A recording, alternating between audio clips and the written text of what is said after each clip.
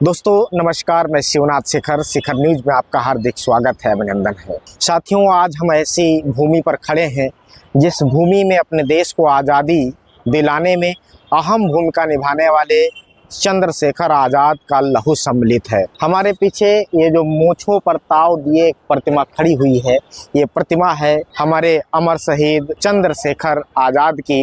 ये वही स्थान है जहां पर उन्होंने अपने ही पिस्टल से अपने कनपटी पर अंग्रेज़ों से मुठभेड़ करते हुए अंतिम गोली दाग ली थी और हमेशा हमेशा के लिए इस दुनिया से अलविदा कह गए थे। साथियों, जैसा कि आप जानते हो कि अंग्रेज़ों का अत्याचार, अंग्रेज़ों का शासन, अंग्रेज़ों के द्वारा जो उत्पीड़न हमारे भारत के लोगों के ऊपर किया जा रहा था, उसका मुखर विरोध करने वाले कुछ चुनिंदा गरम दल के युवा साथी थे। 24 साल की उम्र चंद्रशेखर आज़ाद की और इन्होंने साइकिल से चल चल करके युवाओं को इकट्ठा किया।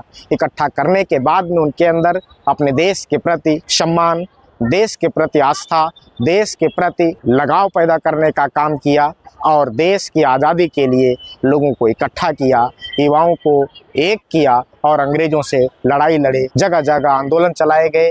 अंग्रेज़ों ने ऐसे रणबांकुरों के ऊपर मुकदमे चलाए, किसी को फांसी दे दी गई, किसी को आजीवन कारावास दे दिया गया।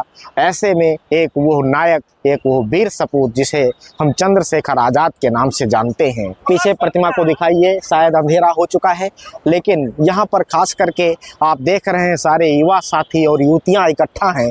इससे अनुमान लगाया जा सकता है कि आज भी चंद्रशेखर आज़ाद के पदचिन्हों पर चलने वाले युवाओं की कमी नहीं है। ये युवा आज यहाँ पर इकट्ठा होकर के चंद्रशेखर आज़ाद के साथ में, उनकी प्रतिमा के साथ में तस्वीरें ले रहे हैं। ये देख करके बड़ा अच्छा लगता है, हर्ष का विषय है। साथियों, हमारे देश को जब जैसे रणबांकुरों की ज़रूरत पड़ी है, इस भारत भूमि ने ऐसे ही रणबांकुरों को जन्म दिया है।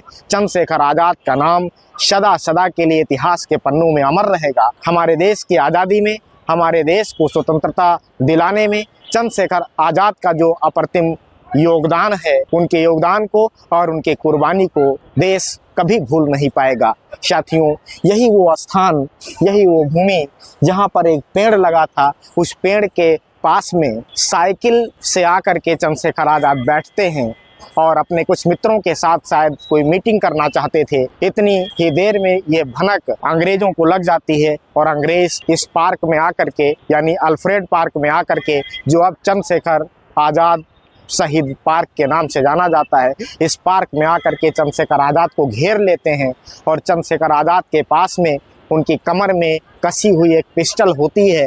अंग्रेज़ों से चंद्रशेखर आज़ाद बड़े हिम्मत के साथ, बड़े जज्बे के साथ मुकाबला करते हैं और अंग्रेज़ उनकी बहादुरी को देख करके दांतों तले उंगली दबा लेते हैं, अंग्रेज़ों की हिम्मत पस्त कर देते हैं। अकेला चंद्रशेखर और पूरी अंग्रेज़ों की पुलिस की फौज, फिर भी वो चंद्रशेखर डरने का नाम नहीं ले रहा था।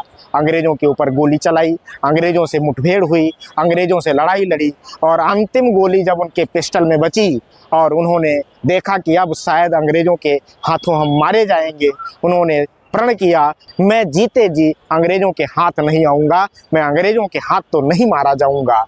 और उस रणबांकुरे ने फिर एक बार हिम्मत का परिचय दिया। तस्वीरों में भी देख सकते हो, इस रणबांकुरे ने अपनी वो आखिरी गोली अपने कनपटी में दाग लिया और हमेशा हमेशा के लिए अमर हो गए, शहीद हो गए। अंग्रेज़ों में इतनी हिम्मत नहीं थी कि वह चंद्रशेखर आज़ाद की लाश के पास आते और उसे छूते।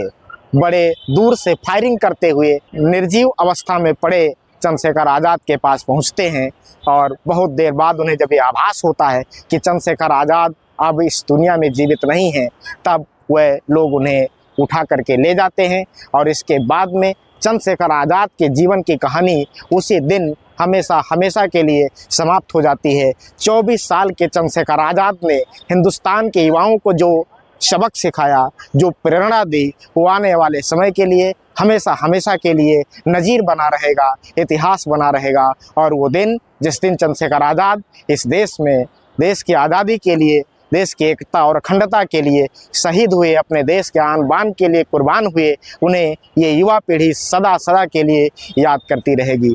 दोस्तों, इस वीडियो में बस इतना ही। मिलता हूँ एक अगले वीडियो में, तब तक के लिए लेता हूँ आपसे विदा। नमस्कार, जय हिंद।